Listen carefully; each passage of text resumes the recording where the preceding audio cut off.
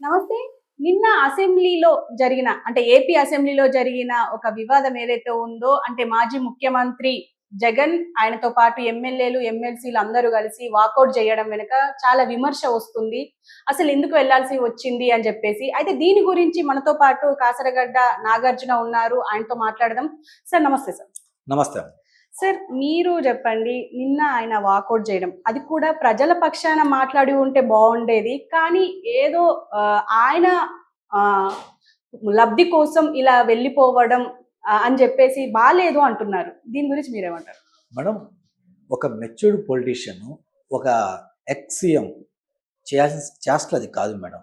ఎందుకు అంటున్నానంటే ఆ మాట, గవర్నర్ ప్రసంగిస్తున్నప్పుడు సభ్యులు వినాలి. ఆయన చెప్పేది మైండ్లోకి ఎక్కితే ఓకే, ఎక్కకపోతే రాసుకోవాలి, తప్పులు ఏమని అండర్లైన్ చేసుకోవాలి. ఆయన ప్రసంగం అయిపోయిన తర్వాత నెక్స్ట్ డే డిబేట్స్ పెడతారు కదా, డిబేట్స్కి వచ్చి ఫస్ట్ ఈయన ఏం చేయాలంటే, గవర్నర్ ప్రసంగం ఇది చేశారు, ఇందులో మీరు అధికార పార్టీ కావాలని ఇది చేయకపోయినా చేపించారు, ఇంకో మా దగ్గర ఆధారాలని చెప్పి ప్రజలకి ప్రూవ్ చేయాలి, చూపించాలి. First number 1. సెకండ్ నెంబర్ 2 ఏంటంటే, ఈ 9 నెలలుగా ప్రభుత్వం వల్ల ప్రజలు ఏమైనా ప్రాబ్లమ్స్ ఫేస్ చేస్తున్నారా, ఫేస్ చేస్తే ఏ ప్రాబ్లమ్స్ ఫేస్ చేస్తున్నారు, రైతులు కానివ్వండి, నిరుద్యోగులు కానీ, ఈ గవర్నమెంట్ ఎంప్లాయీస్ కానీ, ఇంకొకరు కానీ ఏమేమి ప్రాబ్లమ్స్ ఉన్నాయి, ఆ ప్రాబ్లమ్స్ మీరు చట్టసభల్లో మీరు డిస్కషన్ చేయాలి. అంటే ప్రజలకు ఏం కావాలి ఏంటని చెప్పి మీరు డిస్కషన్ చేయాలి. ఈ డిస్కషన్ ఈ 2 అయిపోయిన తర్వాత చివరిలో మీరు ఏం చేయాలంటే అప్పుడు మీకు అడగాలి, మాకు అపోజిషన్ లీడర్గా మమ్మల్ని గుర్తించండి. ఎందుకు గుర్తించమంటున్నాము అంటే దానికి కారణాలు చెప్పాలి. ఏమని ప్రజలు చెప్పాలి, మేము గవర్నర్ గారు చేసిన ప్రసంగం మీద ఏ తప్పులు ఉన్నాయో మేము ఎత్తి చూపుతుంటే మీరు మాకు సఫిషియంట్ టైం ఇవ్వలేదు. ప్రజా ప్రాబ్లమ్స్ మీద, ప్రజలు జరుగుతున్న నష్టం మీద, రైతులు జరుగుతున్న నష్టం మీద, నిరుద్యోగులు కానీ నిన్న జరిగిన గ్రూప్ 2 ఎగ్జామ్స్ ఏదైతే ఉన్నాయో దాని మీద ఉన్న ఈ సమస్యల మీద దీనివల్ల ఈ ఇష్యూస్ అని చెప్పి మేము మాట్లాడుతుంటే మీరు మాకు తగినంత సమయం ఇవ్వట్లేదు. ఇలా చూసుకుంటా పోతే మీరు ఎప్పటికీ మాకు తగినంత సమయం ఇవ్వరు, మైక్ ఇవ్వరు. సో మేము వచ్చి కూడా ఉపయోగం ఏంటి? మీరు అసెంబ్లీలో మీ స్పీకర్ కానీ, మీ ఇంకొక డిప్యూటీ స్పీకర్ కానీ ఏమన్నారు, రావాలి జగన్, కావాలి జగన్ అసెంబ్లీకి అంటున్నారు కదా. సరే, మీరు అన్నట్లే మేము వచ్చాం. ఇంతకుముందు మా వాదన ఏంది, మేము వచ్చినా మీరు మాకు మైక్ ఇవ్వరు, మమ్మల్ని ఇబ్బంది పెడతారు, అందుకే మేము రావట్లేదు అన్నాం. కాదు, మీరు ఇబ్బంది పెట్టనన్నారు కదా, అందుకని మేము వచ్చాం. వచ్చిన తర్వాత మీరు ఇబ్బంది పెడుతున్నారు. ఇవి సాక్ష్యాలు, ప్రజలు కూడా చూస్తున్నారు. అసెంబ్లీ సెషన్ జరుగుతుంటే ప్రతి ఒక్కరు చూస్తారు కదా, కెమెరాలు కట్ చేయడం కుదరదు కదా. సో చూసినప్పుడు ప్రజలకు కూడా అర్థమైద్ది, అరే బాబు జగన్మోహన్ రెడ్డి గారు ప్రజా సమస్యల మీద పోరాడుతున్నారు, తన సొంత ప్రయోజనాలు కాకుండా ప్రజలకు ఏ ప్రాబ్లమ్స్ వస్తుంది, ఏందో గవర్నర్గా చేసిన ప్రసంగంలో ఏమైనా మిస్టేక్లు కానీ, అధికార పార్టీ ఏమైనా కావాలి, ఏమైనా తప్పులు మాట్లాడించింది ఏదో ప్రజల ముందు పెడుతున్నాడు. సో పెడుతున్నాడు కాబట్టి ఆయన ప్రజలకు అధికార పార్టీ మైక్ ఇవ్వట్లేదని చెప్పి ప్రజలు కూడా చూస్తారు కదా, నువ్వు ప్రజలు చూపించినట్టు అవుతావు కదా. సో అది కాకుండా నువ్వేం చేశావు, డైరెక్ట్గా పోడియం దగ్గరికి వెళ్ళి రాంగలోడి ఆ గవర్నర్ గారు రాంగలోడి 2 నిమిషాలు కూడా ఆగకుండా నువ్వు వెళ్ళి మాకు అపోజిషన్ లీడర్ ఇవ్వాలని ఎలా అడగబుద్ధి అవుతుంది? కనీసం నువ్వు ప్రజల సమస్యల మీద పోరాటానికి అసెంబ్లీకి వెళ్ళినమని సాక్షిలో చెప్పుకుంటున్నావు. ఏమో చెప్పున్నావు, సింహం నిద్రలేసింది, సింహం రేపు అసెంబ్లీకి వెళ్తుంది, ఎమ్మెల్యే వాళ్ళతో ఎమ్మెల్సీలతో సమావేశం పెట్టాడు, దిశానిర్దేశం చేశాడు, రేపు యుద్ధం మొదలైంది, సింహం 2.0 ఎలా ఉంటుందో చూపిస్తామని చెప్పి నీ సాక్షిలో ఓదర కొట్టుకున్నావు, నీ పేటీఎం ఛానల్ ఓదర కొట్టుకున్నావు. మరి నువ్వు అసెంబ్లీకి వెళ్ళి ఏం చేయాలి, అది ప్రూవ్ చేయాలా? వాళ్ళు నిన్ను సింహంలాగా రేంజ్లో లేపుతుంటే నువ్వు పిల్లని 10 సార్లు ప్రూవ్ చేసుకుంటుంది. నువ్వు నీ గురించి ఎందుకు మాట్లాడతావు?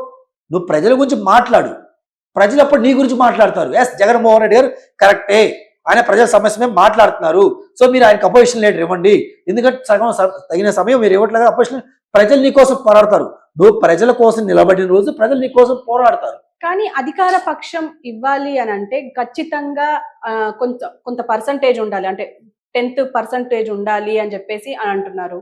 అండ్ ఈవెన్ నిన్న పవన్ కళ్యాణ్ కూడా అన్నారు, డిప్యూటీ సీఎం హోదాలో ఆయన మాట్లాడారు ప్రెస్ ముందు. ఏమన్నారంటే, జగన్ మీకు ఒకవేళ అధికార ప్రతిపక్షం కావాలి అని అంటే ఖచ్చితంగా మీరు జర్మనీ వెళ్ళండి అని చెప్పేసి అన్నారు. అది కరెక్టే అంటారా?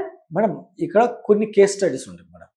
యాజ్ పర్ కాన్స్టిట్యూషన్ రాజ్యాంగం ప్రకారం అయితే మినిమం 10% అనేది ఉండాలి. అది Hmm. కాంగ్రెస్కైనా ఒకటే రూలు, బీజేపీకైనా ఒకే రూలు, తెలుగుదేశం పార్టీకైనా, వైసీపీకి, ఎవరికైనా ఒకటే రూలు. అది మనం ఒప్పుకోవాలి. ఇక్కడ కూటమి పెద్దలకి కూడా కొన్ని మిస్టేక్లు ఉన్నాయని నేను చెప్పను కానీ, కూటమి పెద్దలు కూడా ఒక్కొక్కసారి పెద్ద మనసు చేసుకోవాలి. Hmm. ఎందుకు పెద్ద మనసు చేసుకున్నానంటే, ఢిల్లీ 2015లోను 14లోనే ఎలక్షన్ జరిగిన తర్వాత ఢిల్లీ మొత్తం ఎన్ని ఎమ్మెల్యే సీట్లు ఉన్నాయంటే 70 ఎమ్మెల్యే సీట్లు ఉన్నాయి మేడం. 70 ఎమ్మెల్యే సీట్లలో అప్పుడు బీజేపీ ఎన్ని గెలిచిందంటే 4 సీట్లు మాత్రమే గెలిచింది. మరి 70లో 10% అంటే ఎంత? 7 సీట్లు రావాలి. కానీ బీజేపీ ఎన్ని వచ్చినాయి? 4 సీట్లు వచ్చినాయి. కానీ ఆమ్ ఆద్మీ పార్టీ పెద్ద మనసు చేసుకొని ప్రజలు ఇవ్వకపోయినా, ప్రజలు వద్దనుకున్నా కానీ వాళ్ళకి అపోజిషన్ లీడర్ ఇచ్చి కూర్చోబెట్టారు కదా. Yes. అవును. కూర్చోబెట్టిన తర్వాత వాళ్ళు ఎలా ఫైట్ చేశారని చూశారు కదా. వాళ్ళు ఫైట్ చేశారు లేదో, అప్పుడు 4 వచ్చినాయి. ఆ తర్వాత జరిగిన ఎలక్షన్లో 9-10 సీట్లు బీజేపీకి వచ్చినాయి. అవును. క్లియర్. సో మేము కూడా ఏమన్నా అంటే, మీరు ఇవ్వాలని మ్యాండేటరీ కాదు, మేము ఒప్పుకుంటాం, కాంగ్రెస్ దాన్ని సపోర్ట్ చేస్తాం.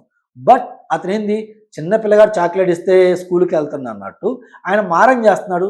పోనీ ఒక 1 year 2 years ఇవ్వండి. ఆయన అసెంబ్లీకి వచ్చినప్పుడు ఆయన ఏం మాట్లాడతాడు, ఆయన మాట్లాడే విధానం కానీ, ఆయన భాషా విధం కానీ ప్రజలు చూస్తారు, మీరు చూస్తారు, మేము చూస్తాం. Definitely. క్లియర్. అవును. పోయిన 5 సంవత్సరాలు అధికారం ఇచ్చినప్పుడు అసెంబ్లీలో వాళ్ళు ఎలా మాట్లాడిందో ప్రజలు చూశారు కాబట్టే మీరేందో పెద్ద పొడిచి పీకినట్టు మీకు 175కి 164 అలా రాలా. వాళ్ళ బిహేవియర్ చూశారు కాబట్టి వీళ్ళు ప్రపంచానికి కానీ లేదా ఇండియా దేశానికి లేదా రాష్ట్రానికి హానికరం, ప్రజలకు హానికరం అని తెలిచారు కాబట్టి వాళ్ళకు 11 ఇచ్చి మీకు మెజారిటీ ఇచ్చారు. మీరు వాళ్ళని ప్రూవ్ చేసుకొని ఇంకొక అవకాశం ఇచ్చారనుకోండి, వాళ్ళు ఎంత దుర్మార్గులో ప్రజలకు కూడా తెలిసింది కదా. ఇంకోసారి ఆ 11 రావు కదా. మీ బీజేపీ, మీ ఎన్డీఏ కూటమి, మీ యొక్క పిఎం కూడా ఆయనే కదా. మరి వాళ్ళకి అప్పుడు ఇచ్చినట్టు ఆ పెద్ద మనిషి చేసుకుని మీరు కూడా ఇవ్వచ్చు కదా. మీరు కూడా ఎందుకు అంత పట్టెందుకు పడుతున్నారు? ఇచ్చి చూడండి, ఆయన ఎంత పనిమంతురో పనికిమాలిమంతురో తెలిసింది కదా. అవును. ఇంకపోతే జనసేన నాయకులు ఆయన ఎందుకు అన్నారమంటే, ఆయన మా పార్టీ కాదు, మాకు ఆయన సంబంధం లేదు. బట్ వైసీపీ వాళ్ళు ఆయన చెప్పిందని కొంచెం ఒక్క ఇది చేస్తున్నారు మేడం. ఎందుకంటే ఆ కంట్రీలో కూడా ఎలా ఉంటుందంటే, గెలిచిన అభ్యర్థులతో పాటు ఆ పార్టీకి ఎంత ఓటు బ్యాంక్ వచ్చిందో, ఎంత షేర్ వచ్చిందో దాన్ని బట్టి కూడా వాళ్ళకి ఆ టైం కానీ, అసెంబ్లీ సీట్లు కానీ ఇవ్వటం కానీ కూడా అక్కడ ఆ కాన్స్టిట్యూషన్, ఆ రాజ్యాంగాన్ని బట్టి అక్కడ వాళ్ళకు ఉంది. అందుకే ఈయన ఆ మాట అన్నాడు మేడం. వీళ్ళు ఎందుకు అన్నాడంటే, వైసీపీ లేచిన దగ్గర నుంచి నాకు 40% ఓటు బ్యాంక్, 40%, నీకు 10% ఓటు బ్యాంక్ వచ్చిన వైసీపీకి నీకు మోర్ దాన్ 51 సీట్లు కనుక వస్తే నువ్వే సీఎంకి. అవును. 90% వచ్చిన వాళ్ళు కూడా సీఎం కారు. నీకు 10% వచ్చినా, నీకు 51% కనుక ఎమ్మెల్యేలు ఉంటే నువ్వే సీఎంవి. ఎంత ఓటు బ్యాంక్ వస్తే ఉంది? ఎమ్మెల్యే ఎంతమంది ఉన్నారో అది కావాలి సీఎం పదవికి కదా. సో మీకు 40% వచ్చింది, మాకు ఎక్కువ టైం ఇవ్వండి, లేదు మా బాడీ గార్డ్లో 10 మంది తెచ్చుకుంటాం, లేదా మా పాలయగాల్ని 10 మంది తీసుకొచ్చి అసెంబ్లీలో కూర్చోబెట్టుకుంటే అలా కుదురుతుంది.